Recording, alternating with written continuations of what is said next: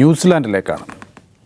അവിടെയാണ് കഴിഞ്ഞ ദിവസം പാർലമെൻറ്റിൽ ഒരു ഇഷ്യൂ ഉണ്ടാവുകയും ആ വീഡിയോ സമൂഹ മാധ്യമങ്ങളിലൊക്കെ വല്ലാതെ വൈറലാവുകയും ചെയ്തത്. വൈതാങ്കി ഉടമ്പടി എന്ന് പറയുന്ന ഉടമ്പടിയുടെ ബില്ലിൻ്റെ ഭേദഗതിയുമായി ബന്ധപ്പെട്ട ചർച്ച ആണ് ഇത്തരത്തിലുള്ള ഒരു ദൃശ്യത്തിലേക്ക് നയിച്ചത്. ഒരു ഹന റോഹിത്തി അല്ലേ, റോഹിത്തി എന്ന് പറയുന്ന ഒരു MP ഇതിനെതിരെ പ്രതിഷേധിച്ച രീതിയാണ് എല്ലാവരുടെയും ശ്രദ്ധയിലേക്ക് കൊണ്ടുവന്നത്. അവർ നൃത്തം ചെയ്തായിരുന്നു അതിനെതിരെ പ്രതിഷേധിച്ചത്. നടുത്തളത്തിലിറങ്ങി നൃത്തം ചെയ്യുകയും ബിൽ കീറിയെറിയുകയും ഒക്കെ ചെയ്തു. അത് അവരോട് ആ ഒരു പ്രതിഷേധത്തോട് അനുകൂലിച്ചുകൊണ്ട് കൂടുതൽ MP-മാരും ഗാലറിയിൽ നിന്ന ആളുകൾ വരെ ആ നൃത്തത്തോട് ഒപ്പം ചേരുകയും ചെയ്തു. അത് വലിയ വിഷയമുണ്ടാവുകയും ഭരണകക്ഷിക്കെതിരെയുള്ള വലിയ പ്രതിഷേധമായി വരികയും ചെയ്തു. എന്താണ് നാസർക്ക് ഈ വിഷയം എന്താണ് ശരിക്കും നമുക്ക് ആളുകൾ പ്രേക്ഷകർക്ക് മനസ്സിലാക്കി കൊടുക്കാവുന്ന രീതിയിൽ നമുക്ക് അത് വളരെ പെട്ടെന്ന് മനസ്സിലാകുന്നൊരു വിഷയം ആണ്. പ്രത്യേകിച്ച് നമുക്ക് ഇന്ത്യക്കാർക്ക് എന്താ വെച്ചാൽ നമ്മളെപ്പോലെ തന്നെ ഒരു ബ്രിട്ടീഷ് കോളനി ആയിരുന്നു പിന്നെ ന്യൂസിലാൻഡ്.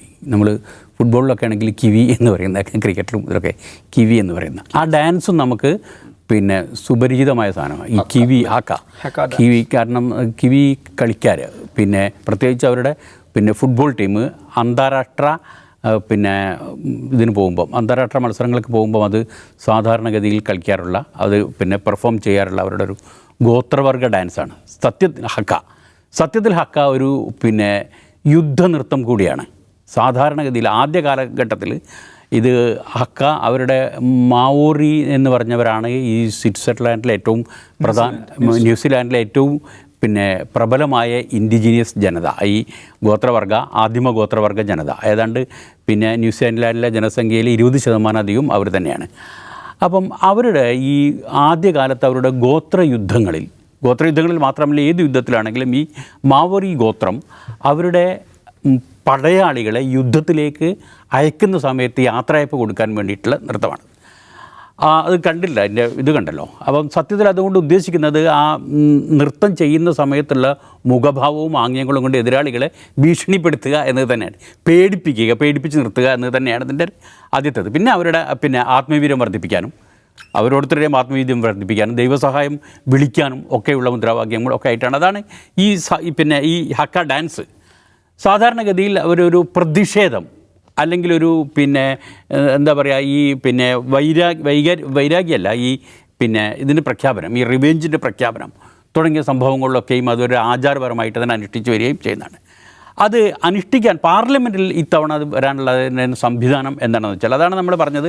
ഇന്ത്യക്കാർക്ക് അത് വളരെ പെട്ടെന്ന് മനസ്സിലാവും എന്ന് വെച്ചാൽ ഇപ്പം ഏതാണ്ട് 184 വർഷം മുമ്പ് 184 വർഷം മുമ്പാണ് ഈ ബ്രിട്ടൻ അവിടെ കടന്നു ചെന്ന് അധിനിവേശം ഉറപ്പിച്ചതിന് ശേഷം നമ്മളെയൊക്കെ ചെയ്തതുപോലെ, ഇപ്പോൾ ഇന്ത്യക്കാരെയും ഒക്കെ ചെയ്തതുപോലെ ഇന്ത്യക്കാരെയൊക്കെ പലതരത്തിൽ അവസാന ഘട്ടത്തിൽ ആദ്യം പരിപൂർണമായിട്ട് കോളനിയാക്കി വെക്കുകയും അവസാന ഘട്ടത്തിൽ നമ്മൾ സമ്പൂർണ്ണ സ്വാതന്ത്ര്യം ചോദിച്ചപ്പോൾ പലതരത്തിൽ നമ്മളെ പറ്റിക്കാൻ നോക്കുകയും ചെയ്തു.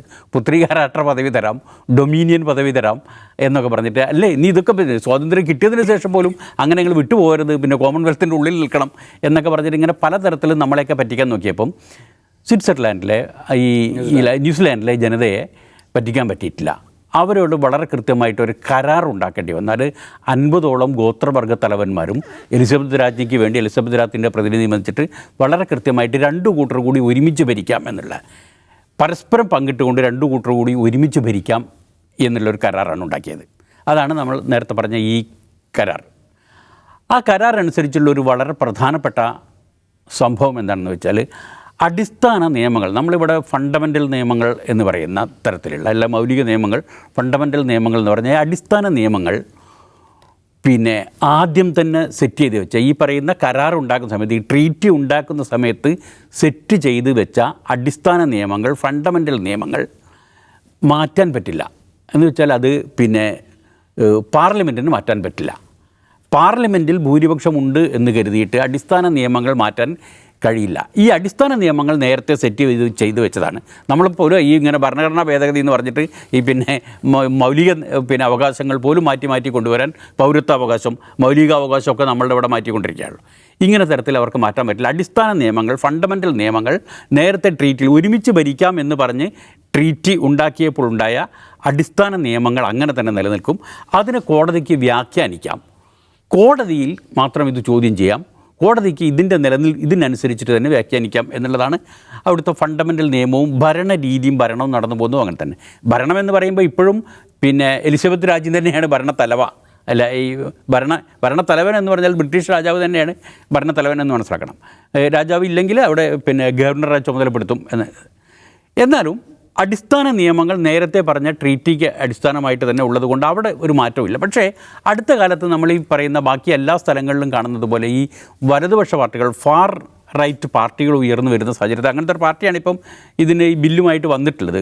ഈ ആക്ട് സ്വിറ്റ്സർലാൻഡ് എന്ന് പറയുന്നത്, ആക്ട് ന്യൂസിലാൻഡ് എന്ന് പറഞ്ഞ പാർട്ടിയാണ്. അതിൻ്റെ ഒരു സൈമോൺ എന്ന് പറയുന്നൊരു നേതാവാണ് പുതിയ ഇതുമായിട്ട് വന്നിട്ടുള്ളത്. അപ്പോൾ ഈ പുതിയ ഭേദഗതിയല്ല, പുതിയൊരു ബില്ല് തന്നെ അവർ അവതരിപ്പിച്ചിരിക്കുന്നത്. ആ ബില്ലിൽ പറയുന്നത് എന്താണെന്ന് വെച്ചാൽ ഈ ഫണ്ടമെൻ്റൽ നിയമങ്ങൾ അല്ലെങ്കിൽ പുതിയ നിയമങ്ങൾ വേണ്ടി വന്നാൽ കൊണ്ടുവരാൻ ഈ പാർലമെൻറ്റിൽ വേണമെങ്കിൽ നിയമങ്ങൾ കൊണ്ടുവരണം. പാർലമെൻറ്റിൽ നിയമങ്ങൾ കൊണ്ടുവരാനുള്ള ഇതിൻ്റെ അവിടെ അതിന് ഇവർ പറയുന്ന കാരണം, ഈ ഫാർ റൈറ്റ് പാർട്ടികൾ അതിന് പറയുന്ന കാരണം എന്താ വെച്ചാൽ ഈ ഫണ്ടമെൻ്റൽ നിയമങ്ങൾ മാറുന്നില്ല, കോടതി വ്യാഖ്യാനിച്ചാൽ മതി എന്ന് പറഞ്ഞ് ഇപ്പോൾ അവസാനമായപ്പോഴത്തേക്ക് അവിടെ ഈ ഇൻഡിജീനിയസ് പീപ്പിളിന്, ഈ മാവോറി പീപ്പിൾസിൻ്റെ ആധിപത്യമാണ്. അല്ലെങ്കിൽ അവർക്കാണ് ഏറ്റവും കൂടുതൽ പരിഗണന കിട്ടുന്നത്. ഭരണഘടനാപരമായും നിയമപരമായുമുള്ള പരിരക്ഷയും പരിഗണനയും അവർക്കാണ്. മാവോറികളല്ലാത്തവർക്കെതിരെ വിവേചനമുണ്ട്. ഈ വിവേചനം അനുവദിക്കാൻ പറ്റില്ല, അതുകൊണ്ട് നിയമം മാറ്റണം എന്ന് പറഞ്ഞുകൊണ്ടാണ് ഇവർ വരുന്നത്. എന്ന് പറഞ്ഞാൽ നമ്മളിവിടെ പറയുന്നത് പോലെ തന്നെ ഇവരെ ദളിത് പ്രീണനമാണ്, ഇവിടെ ന്യൂനപക്ഷ പ്രീണനമാണ് എന്നൊക്കെ പറഞ്ഞിട്ട് അതുകൊണ്ട് ഭരണഘടന മാറ്റണം, പൗരാവകാശങ്ങൾ മാറ്റണം എന്ന് പറയുന്ന പോലെ തന്നെയുള്ള ഒരു സമാനമായ സാഹചര്യമാണ് അവിടെയുള്ളത്. അതിന് വേണ്ടിയിട്ടാണ് ഈ ആക്ട് സ്വിറ്റ്സർലാൻഡ് പാർട്ടി ഈ ബില്ല് കൊണ്ടുവന്നത്. ബില്ല് കൊണ്ടുവന്നപ്പോഴുള്ള പ്രശ്നം എന്ന് വെച്ചാൽ ബില്ല് കൊണ്ടുവരിക, ബില്ലിൻ്റെ ഒന്നാം വായനയുള്ള വോട്ടെടുപ്പ് മാത്രമാണ് ഇന്നലെ നടന്നിട്ടുള്ളൂ. വേണമെങ്കിൽ രണ്ടാം വായനയും രണ്ടാം വോട്ടെടുപ്പും കൂടെ മാത്രമേ നടക്കുള്ളൂ.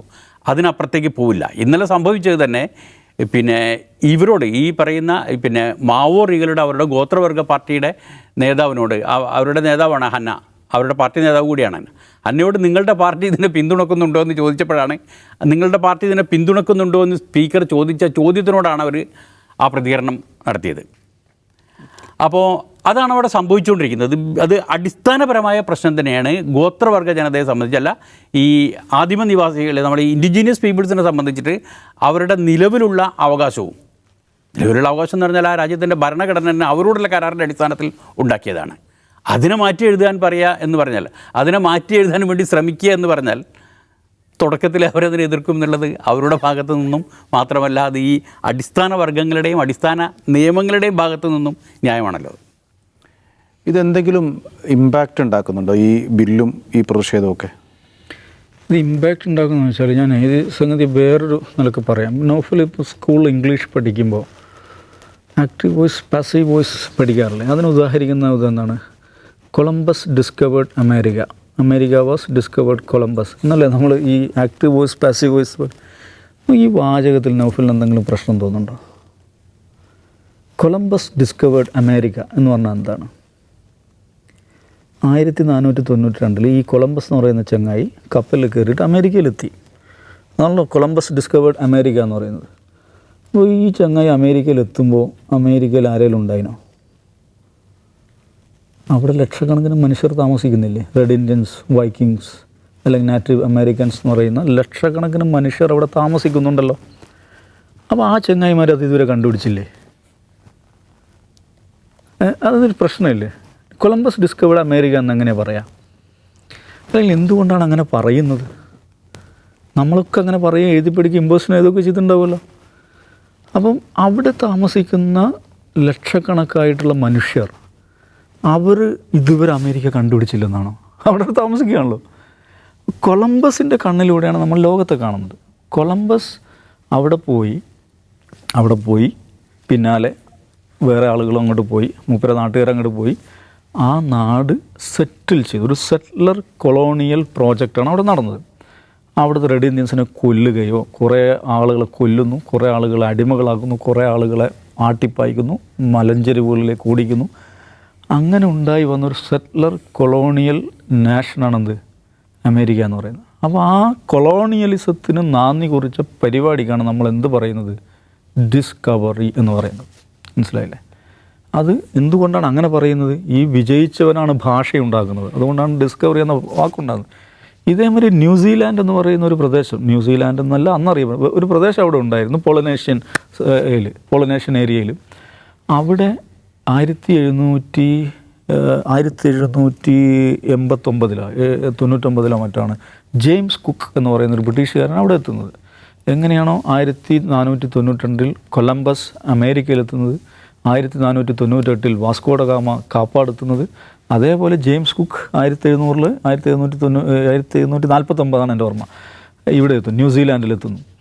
അയാൾക്ക് പിറകെ വേറെയും സെയിലേഴ്സും, അയാൾ ബ്രിട്ടൻ എന്നുള്ള ആളാണ്, ബ്രിട്ടൻ എന്നുള്ള കച്ചവടക്കാരും സെറ്റിലേഴ്സും മിഷണറിമാരും ഒക്കെ അവിടെ എത്തുന്നു. അപ്പോൾ അവരവിടെ എത്തുമ്പോൾ അവിടെ ജീവിച്ചിരുന്ന തദ്ദേശീയ ജനതയാണ് ഈ മവോരീസ് എന്ന് പറയുന്നത്.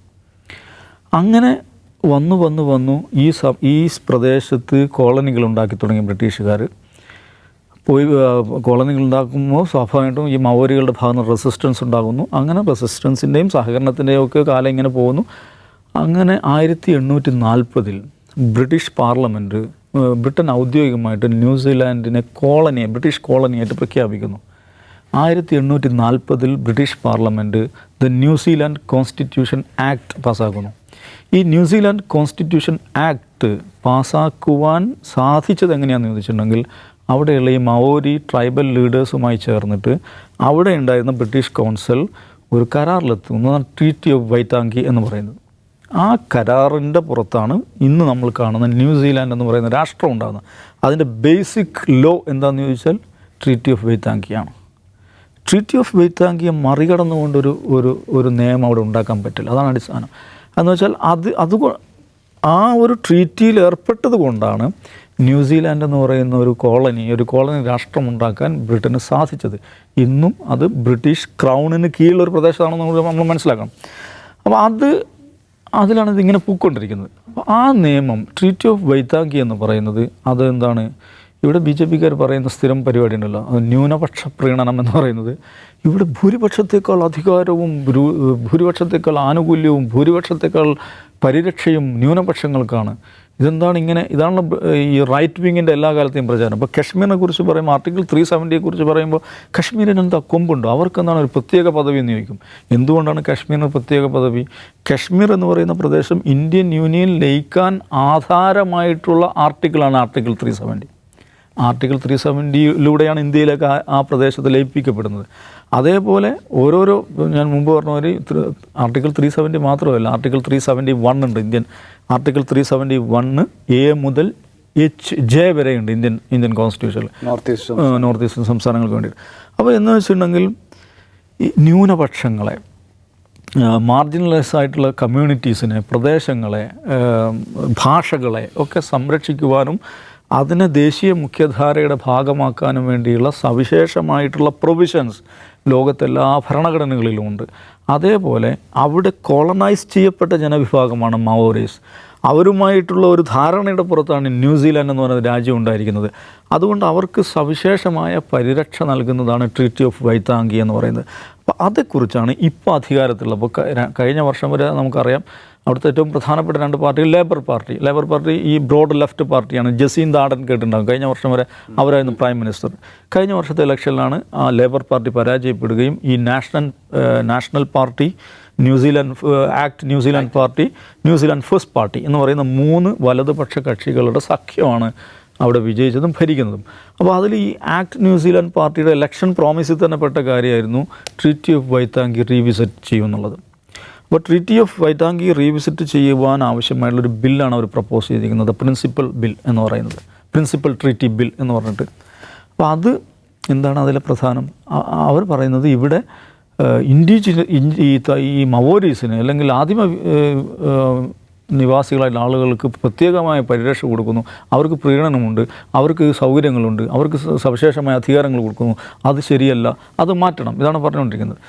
ഓഫ് കോഴ്സ് അവർക്ക് സവിശേഷ പരിഗണന കൊടുക്കുന്നത് തന്നെയാണ് ന്യൂസിലാൻഡ് ഭരണഘടന. അതാണ് ട്രീറ്റി ഓഫ് വൈത്താങ്കി. അത് ലോകത്തെല്ലാ ജനാധിപത്യ സമൂഹങ്ങളിലും ന്യൂനപക്ഷങ്ങളെ സവിശേഷമായി പരിരക്ഷിക്കുക എന്നുള്ളത് അതാത് രാജ്യങ്ങളിലെ ഭരണഘടനയുടെ ഭാഗമാണ്.